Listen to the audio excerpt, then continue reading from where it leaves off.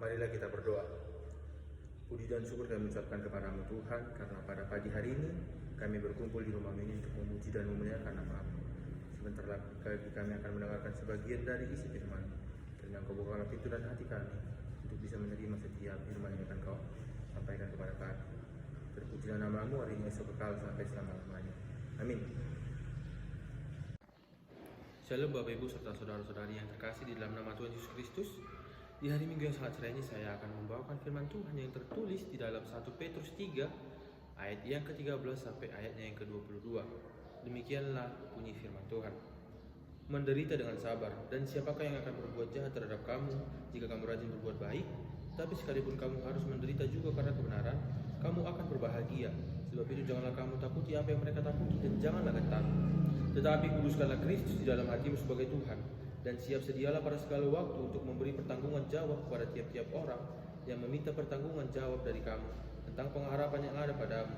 Tetapi haruslah dengan lemah lembut dan hormat, dan dengan hati nurani yang murni, supaya mereka yang memfitnah kamu karena hidupmu yang saleh dalam Kristus menjadi malu karena hinaan mereka itu. Sebab lebih baik menderita karena berbuat baik, jika hal itu dikehendaki Allah, daripada menderita karena berbuat jahat. Sebab juga Kristus telah mati sekali untuk segala dosa kita, Ia yang benar untuk orang-orang yang tidak benar, supaya Ia membawa kita kepada Allah. Ia yang telah dibunuh dalam keadaannya sebagai manusia, tetapi yang telah dibangkitkan menurut roh. Dan di dalam roh itu juga Ia pergi memberitakan Injil kepada roh-roh yang di dalam penjara, yaitu kepada roh-roh mereka yang dahulu pada waktu Nuh tidak taat kepada Allah, ketika Allah tetap menanti dengan sabar waktu Nuh sedang mempersiapkan bahteranya, di mana hanya sedikit, yaitu 8 orang yang diselamatkan oleh air bah itu. Juga kamu sekarang diselamatkan oleh kiasannya, yaitu baptisan. Maksudnya bukan untuk membersihkan kenajisan jasmani, melainkan untuk memohonkan hati nurani yang baik kepada Allah oleh kebangkitan Yesus Kristus yang duduk di sebelah kanan Allah setelah Ia naik ke surga, sesudah malaikat, kuasa dan kekuatan ditaklukkan kepadanya. Demikianlah bunyi firman Tuhan. Bapak, Ibu, serta saudara-saudari yang terkasih di dalam nama Tuhan Yesus Kristus, dari 1 Petrus 3 ayat 13 sampai 22 ini, saya mengambil tema yang berjudul dunia penuh dengan ketidakadilan. Berjuang dengan menggunakan iman tentu sangat membutuhkan ketaatan serta juga membutuhkan ketekunan di dalam hidup.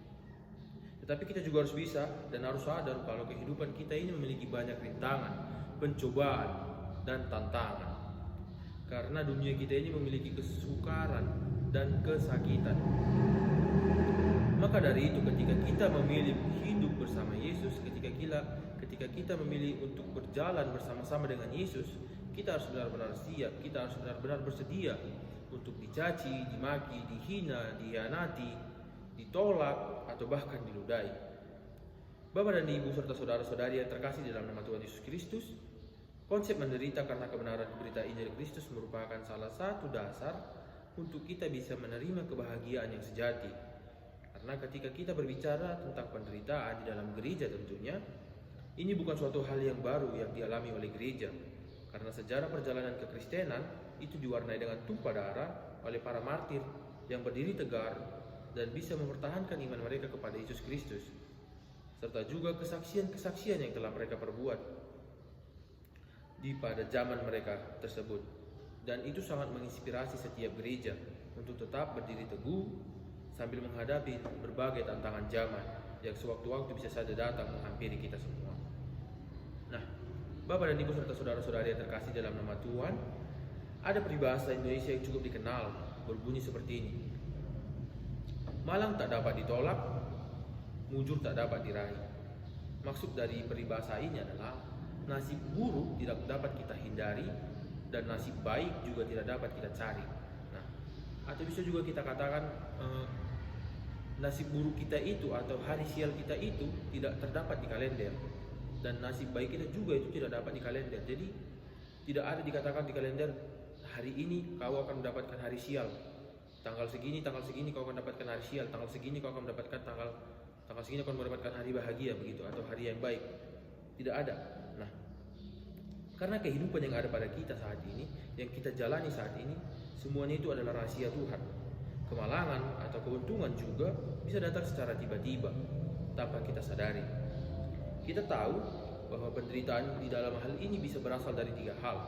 Yang pertama itu, memang itu sudah menjadi bagian dari kemanusiaan kita atau nature, human nature, atau kita bisa merasakan kita lelah, mengantuk, lapar, haus, bahkan sakit.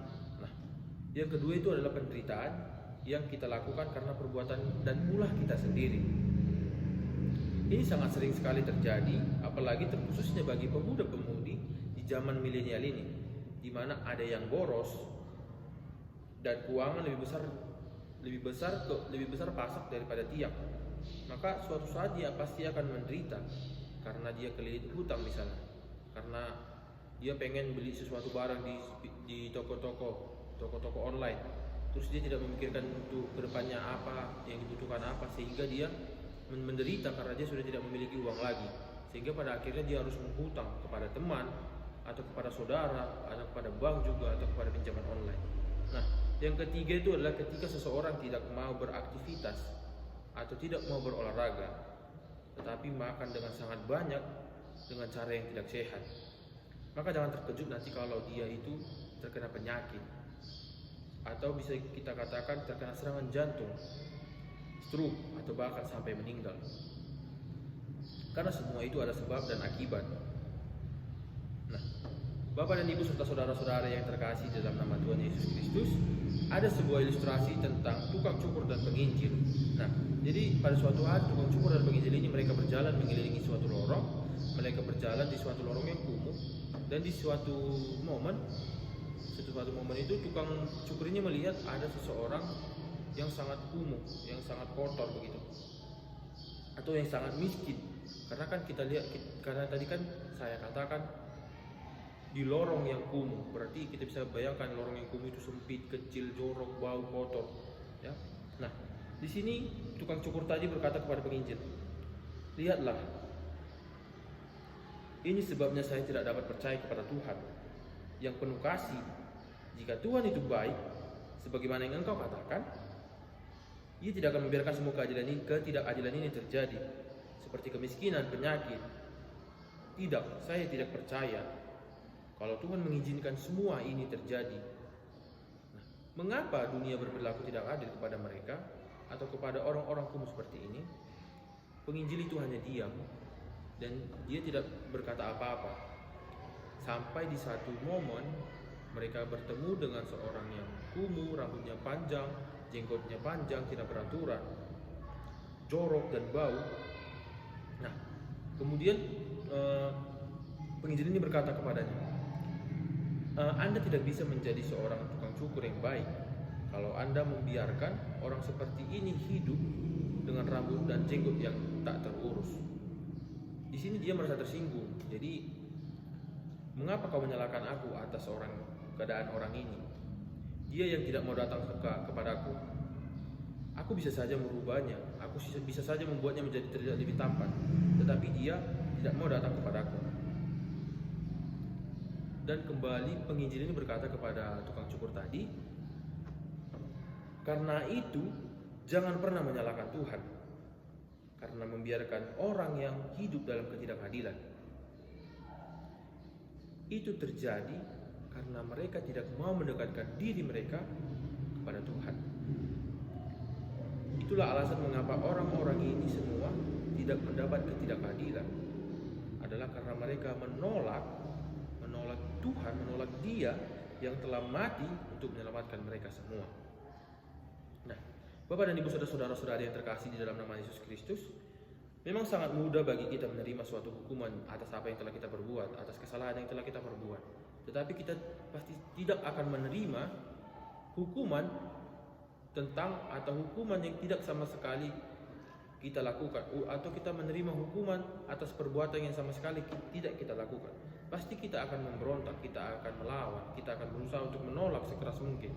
Namun dikatakan di ayat 13, mana mungkin ada orang yang mau berbuat jahat kepada kita, sementara kita berbuat hal yang baik. Tapi kalau kita pikirkan, tidak selamanya orang-orang di luar sana atau tidak selamanya orang-orang yang berada di sekitar kita saja yang dekat dengan kita itu suka dengan apa yang kita lakukan.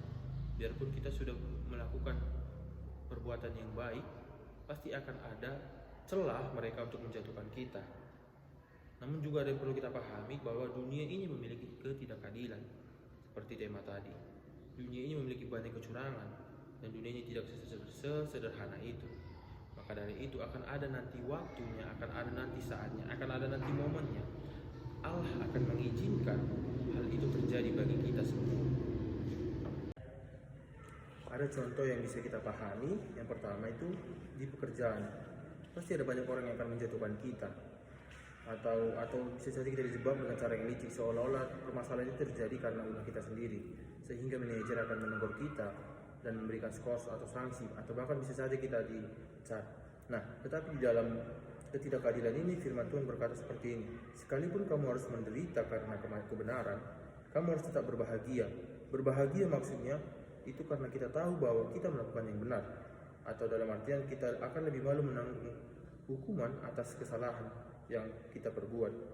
Dan sekarang yang terpenting itu adalah bagaimana kita bisa menerima atau tidak. Kemudian di ayat ke-15 sampai ke ayat 18 di sini dipertegas kalau kita akan diminta penjelasan dan pertanggungjawaban. Maksudnya ketika kita benar maka katakan yang benar, ketika kita salah katakanlah apa salah yang kita perbuat. Tetaplah bijak agar kita tidak terjebak, dan jangan bertindak gegabah. Berkatalah sopan dan lembut agar yang fitnah kita menjadi malu. Firman Tuhan juga mengatakan bahwa seseorang lebih baik menderita karena kebenaran daripada menderita karena kejahatan, dan juga lebih baik menderita karena kebenaran firman Tuhan daripada menderita karena dosa dan hawa nafsu duniawi. Lalu di ayat yang ke-18 sampai yang ke-20 ini merupakan pemberitaan Injil kepada orang mati, di mana kita tahu bahwa Yesus mati dan dibunuh dan dibangkitkan pada hari yang ketiga. Namun di ayat 19 pada nats ini dikatakan kalau Yesus di dalam roh itu ia memberitakan Injil kepada roh-roh yang di dalam penjara. Kalimat ini sebenarnya sangat sulit untuk dipahami. Namun para penafsir tradisional mereka berpendapat kalau pemberitaan Injil itu dilakukan Yesus sudah ia mati, disalibkan, yaitu di mana 3 hari sebelum kebangkitannya ia turun ke dunia orang mati dan memberitakan kasih karunia-Nya kepada roh-roh yang dipenjara di dunia orang mati itu.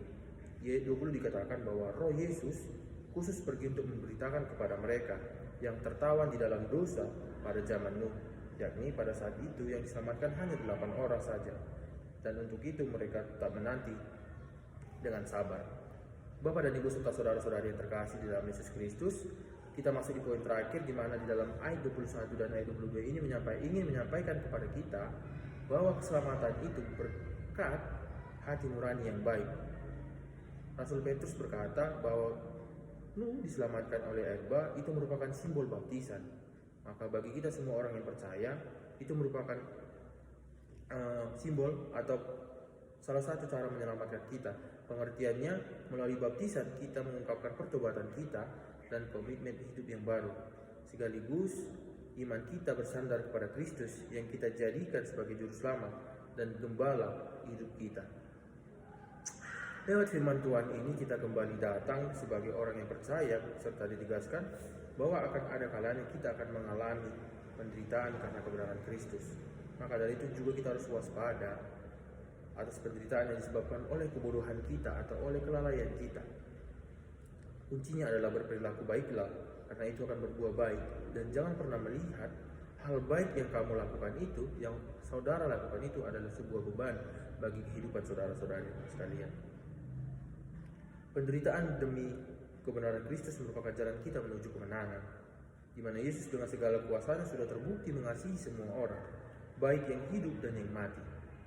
Pada saat kematiannya, ia akan turun ke dalam kerajaan maut untuk memberitakan Injil ke dunia orang mati, agar tidak seorang pun yang ada di sana binasa. Amin. Kita berdoa. Puji syukur kami ucapkan kepadamu Tuhan, karena pada saat ini kami telah selesai mendengarkan sebagian dari firman-Mu. Kiranya apa yang telah disampaikan tadi bisa menjadi bekal dan pelita bagi pedoman hidup kami di hari-hari yang akan datang. Terpujilah nama-Mu, hari ini Yesus kekal sampai selama-lamanya. Amin.